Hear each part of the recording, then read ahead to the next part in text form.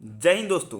तो आज इस वीडियो में हम सभी क्लास 12 के हिस्ट्री के last minute suggestion and tips का डिस्कशन करेंगे और साथ ही साथ आपको चैनल पे आज ही रात के 9 साढ़े 9 तक मैं आपको हिस्ट्री के लेसन नंबर 2 से मोस्ट इंपॉर्टेंट शॉर्ट क्वेश्चन और लेसन नंबर 1 के मोस्ट इंपॉर्टेंट एमसीक्यू का डिस्कशन भी करवाऊंगा। और चैनल पे आपके 4-5 दिन जैसे आपके हिस्ट्री के एग्जाम के बचे हैं, वो 5 दिन के अंदर में मैं आपको हिस्ट्री के सारे मोस्ट इंपॉर्टेंट शॉर्ट क्वेश्चन और एमसीक्यू को कंप्लीट करवा दूंगा।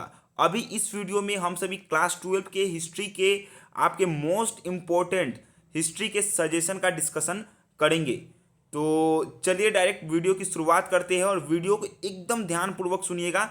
मैं आपको टिप्स भी बताऊंगा कैसे स्मार्ट स्टडी करना है। ऐसे 5 दिन के अंदर में भी हम लोग हिस्ट्री में एकदम अच्छा स्कोर कर सकते हैं। तो उसी के ऊपर मैं आपको बताऊंगा, सजेशन के साथ साथ आपको टिप्स भी दूंगा कि आपको कैसे करना है, नहीं करना है, क्या करना है, कैसे पढ़ना है, नहीं पढ़ना है। तो उससे पहले हमको थोड़ा हम लोग को एक पैटर्न जानना होगा हिस्ट्री के लॉन्ग क्वेश्चन के लिए, ठीक है। तो लॉन्ग क्वेश्चन के लिए पैटर्न क्या है, पहले आपके चैप्टर कितने हैं, टोटल 8 है। आपके टोटल चैप्टर कितने हैं, 8 है। और हिस्ट्री का जो आपका लॉन्ग क्वेश्चन है वो आपका 2 ग्रुप में आता है, एक ग्रुप ए और एक क्या होता है, ग्रुप बी होता है। क्या होता है, ग्रुप बी। एक को बोलते हैं खंड क, एक को बोलते हैं खंड ख। तो ग्रुप ए आपके टोटल 8 चैप्टर में से कितने चैप्टर तक है रे, चैप्टर 1 से लेके चैप्टर 4, यानी लेसन नंबर 1 से लेसन नंबर 4 तक आपका क्या कहलाता है, ग्रुप ए। और ग्रुप बी क्या कहलाता है आपका 5 to 8। क्या कहलाता है, 5 to 8 आपका क्या कहलाता है, ग्रुप बी। तो आपको काउंसिल क्या करती है, ग्रुप ए में आपको 5 क्वेश्चन देगी और ग्रुप बी में भी आपके कितने रहेंगे, 5 क्वेश्चन रहेंगे। आपको कितने क्वेश्चन अटेम्प्ट करने हैं, तो आपको टोटल आपको 5 क्वेश्चन अटेम्प्ट करने होते हैं। टोटल क्वेश्चन आपको कितने दिए जाएंगे, 10। कितने दिए जाएंगे, 10। इतना आपको समझ में आया। टोटल आपका क्वेश्चन कितने रहेंगे, 10। करने कितने हैं, 5। लेकिन इसमें भी कंडीशन है। आप देखिए, आप ग्रुप ए और ग्रुप बी है, तो ग्रुप ए में भी आपके 5 क्वेश्चन रहेंगे और ग्रुप बी में भी 5 क्वेश्चन रहेंगे। ग्रुप ए में जो 5 क्वेश्चन होंगे वो कितने लेसन तक होंगे, लेसन नंबर 1 से लेके आपके 4 तक कितने क्वेश्चन रहेंगे, 5 क्वेश्चन। वो 5 में से आपको कितने करने हैं, तो वो 5 में से आपको करने हैं 3 क्वेश्चन। कितने करने हैं, 3 या फिर 2। काउंसिल बोलती है आप किसी भी ग्रुप से, या तो आप किसी एक ग्रुप से आप 3 क्वेश्चन करिए और दूसरे ग्रुप से आप 2 क्वेश्चन करिए। मान लीजिए कोई बच्चा है जो ग्रुप ए से कितना 3 क्वेश्चन करता है, तो उसको ग्रुप बी से कितना करना होगा, 2 क्वेश्चन। ये नहीं कि आपको ग्रुप ए का आपको 4 क्वेश्चन आ रहा है तो आप चारों क्वेश्चन अटेम्प्ट कर दे, कोई कोई मतलब ही नहीं बनता है, आपको मार्क्स मिलेगा ही नहीं। आपको 3 क्वेश्चन के ही मार्क्स दिए जाएंगे, समझे। तो ये होता है काउंसिल का ट्रेंड। और इसमें मतलब बोलने का मतलब क्या है कि अगर आप ग्रुप बी से अगर कोई बच्चा 3 करता है ना, तो उसको ग्रुप ए से कितना करना होगा, 2। कैसे भी करके उसको 5 अटेम्प्ट करना ही है, ठीक है। किसी भी एक खंड के 2 प्रश्नों का उत्तर देना अनिवार्य, ऐसे करके लिखा होता है, लेकिन आपको करने कितने होते हैं, 5। किसी भी आपका मन, आपको जो ग्रुप से आपको इजी लगे क्वेश्चन, वो ग्रुप से आप 3 करिए और दूसरे वाले ग्रुप से आप 2 करिए। आपको कैसे ही 5 करना है, इतना आप समझ पाए ना मैं क्या बोला। किसी भी एक ग्रुप से आपको 3 क्वेश्चन, और आप ग्रुप ए से 3 करते हैं तो आपको ग्रुप बी से 2 करना है। और आप ग्रुप बी से 3 क्वेश्चन करते हैं तो ग्रुप ए से 2 क्वेश्चन करना है। यही फंडा है। अब चलिए हम लोग देखते हैं कि वो मोस्ट इंपॉर्टेंट क्वेश्चन कौन से है जो हम सभी के एग्जाम में आने की बहुत ही चांसेस है। सारे क्वेश्चन को काउंसिल के प्रीवियस ईयर क्वेश्चन को देखते हुए सिलेक्ट किया गया है। तो चलिए लेसन नंबर 1 से जो आपका पहला मोस्ट इंपॉर्टेंट और वेरी वेरी इंपॉर्टेंट क्वेश्चन बनता है वो क्या है, व्यावसायिक इतिहास किसे कहते हैं। व्यावसायिक इतिहास तथा अव्यावसायिक इतिहास में क्या अंतर है। इंग्लिश में इसका क्या है, what is mean by the professional history, what is the difference between the professional and non professional history. और एक चीज़ याद रखिएगा, हिंदी हिंदी मीडियम वाले बच्चे, यहाँ पर व्यावसायिक की जगह आपका पेशागत भी हो सकता है। क्या हो सकता है, पेशागत और गैर पेशागत इतिहास में क्या अंतर है। बात एक ही है, बात एक ही है। अगर आप सभी को जब क्वेश्चन समझ में ना आए ना, तो आप वही नंबर में जाइएगा, इंग्लिश वाला सेट में जाके देख लीजिएगा। इतना समझे, जी भैया समझे। फर्स्ट चैप्टर से आपको 2 ही क्वेश्चन करने हैं। कितने करने हैं, 2 क्वेश्चन। दूसरा आपका मोस्ट इंपोर्टेंट क्वेश्चन कौन से है, मिथक से आप क्या समझते हो। मिथक व किंवदंतियां मानव की अतीत समझ को कैसा आकार देती है। What do you understand by the myths, discuss the role of myths and legend in organising the past. ये है आपका। यही क्वेश्चन को थोड़ा घुमा के कैसे दे सकता है, कुछ इस तरह से देख सकता है। कैसे दे सकता है, तो कुछ इस तरह से, मिथक और किंवदंतियों से आप क्या समझते हैं और किस प्रकार, सॉरी मिथक और किंवदंती बोल रहा हूँ, मिथक और मौखिक परंपरा यानी मिथ्स और ओरल ट्रेडिशन से आप क्या समझते हैं, वे किस प्रकार मानव समझ को आकार देते हैं, यानी what do you understand by the myths and oral tradition, and discuss the role of the myths and oral tradition in organising the past. ये क्वेश्चन भी आ सकती है। तो ये आपका दो ही क्वेश्चन है, दो क्वेश्चन करके जाएंगे। तो आई होप आपको एक क्वेश्चन कॉमन देखने को मिलेगा, और मेरे हिसाब से सर व्यावसायिक इतिहास आपका कंफर्म रहेगा। लेकिन मैं बोल रहा हूँ रिस्क मत लेके जाइएगा, आप दोनों क्वेश्चन पढ़ के जाइएगा, ठीक है, इतना समझे। तो यहाँ से आपका एक क्वेश्चन तो हो गया, अब बचा और 4 क्वेश्चन करने हैं आपको, क्योंकि टोटल तो 5 करने हैं। लॉन्ग क्वेश्चन तो आपको 40 मार्क्स के रहेंगे ना, तो आपको तो 5 करने होंगे अटेम्प्ट। तो हम लोग पहला एक क्वेश्चन हम लोग समझे, ठीक है भैया। चलिए आगे देखिए, आगे आपका क्या है दूसरा क्वेश्चन। साम्राज्यवाद क्या है, साम्राज्यवाद संबंधित हॉब्स और लेनिन के सिद्धांत की विवेचना कीजिए। ये आपका चैप्टर 2 यानी लेसन नंबर 2 से है, discuss the Hobbes Lenin theory on imperialism. ठीक है, ये क्वेश्चन इस बार के लिए वेरी वेरी इंपॉर्टेंट है। इस चैप्टर से आपको लगभग 3 क्वेश्चन जैसे पढ़ने होंगे। 3 क्वेश्चन पढ़िए, एक कॉमन पाइए। दूसरा क्वेश्चन आपका क्या है, दूसरा आपका है उपनिवेशवाद से आप क्या समझते हो, साम्राज्यवाद के साथ इसके क्या संबंध है, what do you understand by the colonialism, index the relation with imperialism. ये क्वेश्चन ऐसे भी आ सकता है, what do you understand by the imperialism, और साम्राज्यवाद के साथ इम्पीरियलिज्म का क्या संबंध है, ऐसे भी आ सकते हैं। ये क्वेश्चन का मतलब क्या है बोलिए तो, यहाँ पर आपका दे देगा, सॉरी यहाँ पर आपका देगा साम्राज्यवाद से आप क्या समझते हैं, और यहाँ पर दे देगा उपनिवेशवाद के साथ इसके क्या संबंध है। बात एक ही है। आपका आंसर मेरे पास है लॉन्ग क्वेश्चन के। अगर आपको आंसर चाहिए तो आप मेरे व्हाट्सएप में मैसेज करिएगा, आपको एक छोटा सा अमाउंट पे करना होगा, उसके तो मैं आपको आंसर दे दूंगा। इसमें नॉर्मल पूछा है कि उपनिवेशवाद से आप क्या समझते हैं, साम्राज्यवाद और उपनिवेशवाद में अंतर क्या है, यानी डिफरेंस क्या है, समझे। ये क्वेश्चन दूसरा नंबर इंपॉर्टेंट है। तीसरा क्वेश्चन क्या है आपका, साम्राज्यवाद से आप क्या समझते हैं, साम्राज्यवाद के विस्तार के कारणों एवं प्रभाव की संक्षिप्त में चर्चा करिए। What do you understand by imperialism, verify the causes and impacts of the rise of imperialism. समझ में आ रहा है ना आपको, अच्छे से ध्यान से सुनिए, ठीक है, सिर्फ फोन वैसे देखने से नहीं होगा, अच्छे से सुनिए और घर में बैठ के अच्छे से स्टडी करिए, ठीक है। कुछ भी प्रॉब्लम होता है टेक्स्ट करिए, व्हाट्सएप पे भी कर सकते हैं, यहाँ पे पर कमेंट में करिए, कमेंट में करेंगे तो ज़्यादा बेटर होगा, ठीक है। फिर आपका दूसरा क्वेश्चन आपका इसी से इसका अथवा में क्या आ सकता है, साम्राज्यवाद की जगह आपको क्या दे सकता है, उपनिवेशवाद से आप क्या समझते हैं, उपनिवेशवाद के उदय के कारणों की व्याख्या करें। What do you understand by the colonialism, discuss the causes of the rises of colonialism. तो ये आपके कितने क्वेश्चन, 3 शायद 4 क्वेश्चन हो गए। हाँ, ये 4 क्वेश्चन आप लोग पढ़ लीजिएगा, ठीक है। जो अच्छे बच्चे नहीं 4 कर लीजिए, आपको एक कॉमन देखने को मिलेगा, ठीक है। अभी मैं आपको फिर हम लास्ट में ना वीडियो के अंत तक आते आते मैं आपको ज़्यादा नहीं 10 से 12 क्वेश्चन बताऊंगा, वो करिएगा, हो जाएगा। मैं अभी इस वीडियो में हर एक चैप्टर से बता दूंगा मोस्ट इंपॉर्टेंट क्वेश्चन कौन कौन से जो आपको पढ़ के जाने चाहिए एग्जाम के लिए। तो यह हुआ आपका चैप्टर 2 से आपका 4 क्वेश्चन दिए। 4 क्वेश्चन में से जो पहला दूसरा तीसरा ये वेरी वेरी इंपॉर्टेंट है, ठीक है। चौथा भी है, ऐसा नहीं, चारों पढ़ के जाइएगा, ठीक है। इसके लिए मैं ये नहीं बोलूँगा। तीसरा चैप्टर से नॉर्मल क्वेश्चन है, ठीक है। 2 क्वेश्चन आप पढ़ के जाइए, एक क्वेश्चन आपको कॉमन देखने को मिलेगा, मैं आपको बता दे रहा हूँ। हाँ देखिए, पहला जो क्वेश्चन है वो क्या है, नानकिंग और तियानसिन के समझौते की मुख्य प्रावधान की चर्चा करिए। Discuss the main provision of the treaty of Nanking and treaty of Tientsin. ये क्वेश्चन ऐसे घुमा के आ सकता है, चीन पर लगाई गई विभिन्न प्रकार की असमान संधियों का संक्षिप्त कारण बताए। तो ये असमान संधि यानी unequal treaty, give a verify account of the different unequal treaties imposed of China. क्या है, इम्पोज्ड ऑन चाइना है।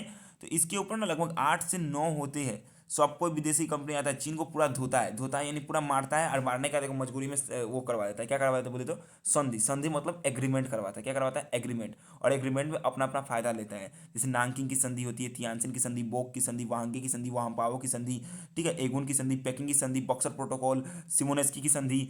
ये सब अलग अलग देशों के साथ होती है, सब में युद्ध होता है, चीन को हारना पड़ता है, हारने के बाद एग्रीमेंट होता है, एग्रीमेंट में उन लोग कोई कंडीशन रखता है, उस कंडीशन को फुलफिल किया जाता है, ऐसे ऐसे करके होता है। तो ये है, और यहाँ पर नॉर्मल क्या है, ये नानकिंग और तियानसिन पूछ दिया 2। अगर ये वाला करेंगे तो आपको इसमें 8 संधि के बारे में लिखना होगा। मैं यही बोला, अगर आपको नोट्स चाहिए तो मैसेज करिएगा, अमाउंट ज़्यादा नहीं कम ही है, ठीक है। पहले वो सब छोड़िए, पहले यहाँ पे आई नॉर्मल। अभी मैं यहाँ पे पहले आपका ये क्वेश्चन हुआ, एक ही क्वेश्चन है, बस 2 तरीका से पूछ सकता है, ठीक है। तो यहाँ पर एक ही क्वेश्चन तो अब नहीं, अगर ये वाला क्वेश्चन आता है ना जो और में दिया है, चीन पर लगाए गए विभिन्न प्रकार के असमान संधि, तो इसमें आपको 8 संधि के बारे में लिखना होगा, जो अभी मैं बताया आपको थोड़ी देर पहले। और अगर नॉर्मल नानकिंग और तियानसिन पूछता है तो आप इसका वो शर्तें क्या क्या थी तो आप लिख देंगे तो हो जाएगा। और दूसरा क्वेश्चन आपका क्या है, ये चैप्टर 4 का क्वेश्चन है, लेकिन और आपका चाइना से क्वेश्चन बनेगा ना, तो या तो ये 2 में से कोई एक पूछेगा, ये पूछेगा, और ये चीन। पहले देख लेते दूसरा क्वेश्चन क्या है।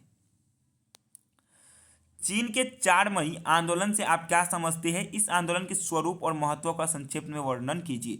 Analysis the causes of the leading of the fourth May movement in China, discuss the impact on this movement. ये है आपका क्वेश्चन। तो ये लेसन नंबर 4 का है, ठीक है, मैं आपको डायरेक्ट बता दे रहा हूँ, चीन का टॉपिक से है। तो ये वाला या तो आपका नंबर 1 क्वेश्चन रहेगा ना, तो आपका नंबर 2 क्वेश्चन नहीं रहेगा। अगर नंबर 2 वाला रहता है तो आपका नंबर 1 वाला नहीं रहेगा। यही है आपका फंडा। आप ये 2-3 क्वेश्चन, 2 ही क्वेश्चन मानिए, ये 2 करके जाइए, आप एक कॉमन पाएंगे, निश्चिंत ही पाएंगे, ठीक है, क्योंकि काउंसिल पूछती है हर साल, ठीक है। तो आप ये 2 करके, ये 2 मतलब 3 तरह है, एक तरह से 3 है, तो आप ये करके जाइए, ठीक है। तो आप यहाँ से देखिए, आप पहला लेसन नंबर 1 से आपका एक क्वेश्चन कंफर्म हो गया, professional and non professional history वाला, मिथ्स और लेजेंड, ये 2 में से एक आपका कॉमन मिल जाएगा। यहाँ से 3 से 4 दिया हुआ है, लेसन नंबर 2 से आपका 2 हो गया। और आपको अभी मैं यहाँ से बता दिया, चैप्टर 3 से आपका एक 3 क्वेश्चन तो हो गया। और जो चैप्टर 4 है, जो बच्चा चैप्टर 4 को पढ़ के जाना चाहते हैं वो भी आप पढ़ के जाइए। और चैप्टर 3 में जो इंडियन हिस्ट्री से क्वेश्चन बनेगा वो क्या बन सकता है? एक नहीं, 2 मैं दिया हूँ, प्लासी और बक्सर के युद्ध के प्रभावों के बीच में तुलना कीजिए। और एक क्या है आपका, मतलब compare the impact of the battle of Plassey and battle of Buxar है, ये है। और दूसरा क्या है आपका, भारत में रेल मार्ग की स्थापना के उद्देश्य तथा प्रभावों का वर्णन कीजिए। Describe the objectives and the impact of the introduction to the railway in India. ये हो गया आपका इंडियन वाला, मतलब इंडियन हिस्ट्री में जो लेसन नंबर आपके 3 दिए हैं, तो उसमें जो इंडियन हिस्ट्री, तो इंडियन हिस्ट्री से 2 क्वेश्चन आपके बनते हैं फाइनल के लिए। लेकिन मैं तो बोलूँगा आप चाइना वाला करके जाइए, चाइना वाला ज़्यादा ईजी होगा, ठीक है।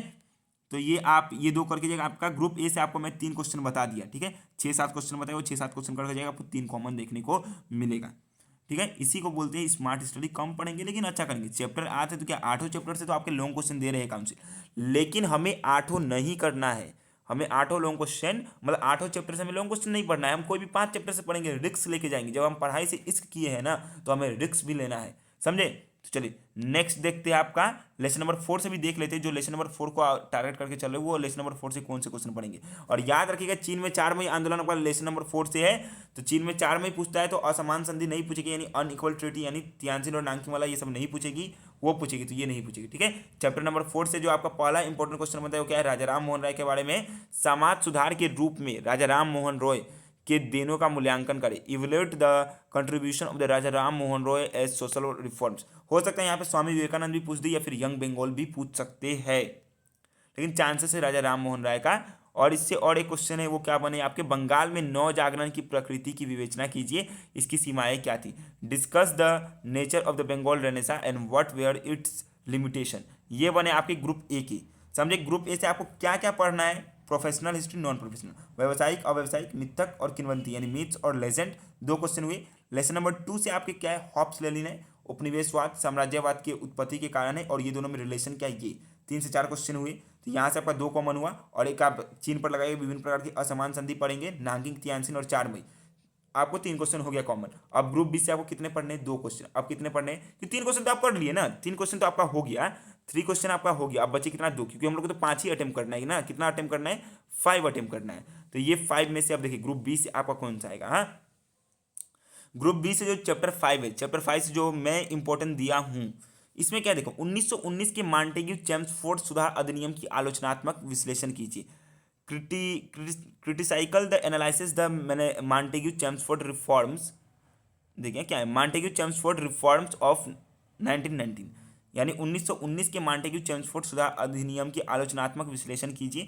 ये क्वेश्चन ऐसे भी आ सकता है कि 1919 के मॉन्टेग्यू चेम्सफोर्ड सुधार अधिनियम की पृष्ठभूमि क्या थी और इसकी विशेषताएं बताएं, ऐसे भी आ सकता है, ठीक है। इसी का अथवा में क्या दिया है एक क्वेश्चन, ये 2 में से एक आपके हो सकते हैं। अगर यहाँ से बनता है तो ये 2 में से एक आपके रहेंगे, ठीक है। दूसरा क्वेश्चन आपका क्या है, 1909 ईस्वी के भारत सरकार अधिनियम में पार्लियामेंटो सुधार अधिनियम की पृष्ठभूमि की मुख्य प्रावधानों तथा उसकी कमियों का संक्षेप में वर्णन करें। ये 2 में से मेरे हिसाब से एक क्वेश्चन आना चाहिए। ये 2 में से आ जाएगा तो आपका एक कॉमन मिल जाएगा। अगर ये दोनों से नहीं आती है लेकिन आ जाएंगे, ठीक है।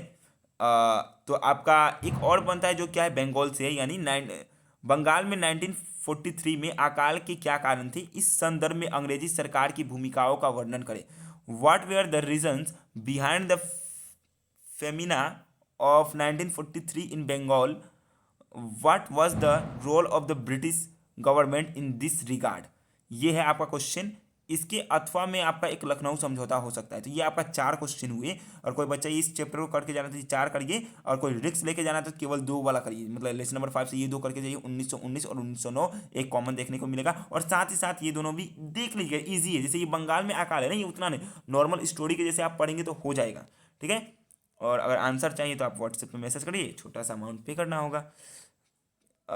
फिर आप यहाँ पे देखिए ना, लेसन नंबर 6 से आपका क्या बनता है। फिर लेसन नंबर 6 से आपका शायद 3 क्वेश्चन है।